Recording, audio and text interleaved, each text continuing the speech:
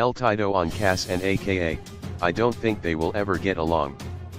L-Tido has given his view on the long-standing feud between Cassper Nyovest and AKA, saying it is unlikely that the pair will ever get along. The Thixo hitmaker is friends with both Cass and AKA and recently tried to get the pair to smoke the peace pipe. That attempt failed, and the star told the trending SA panel on Tuesday that he has all but given up hope on the prospect. They don't have to get along, I guess. I don't think they will ever get along. Sorry, guys. I just feel like we are at a stage where we've all tried to get them together.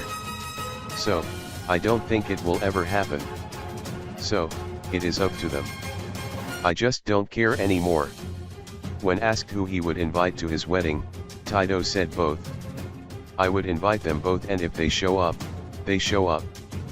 Cassper had told L-Tido back in June that being friends with AKA is never gonna happen. Speaking to SUBCRIBE a few weeks later, AKA explained that as much as he admires Cass's business mind, he's not sold on his music skills. I don't think about Cassper.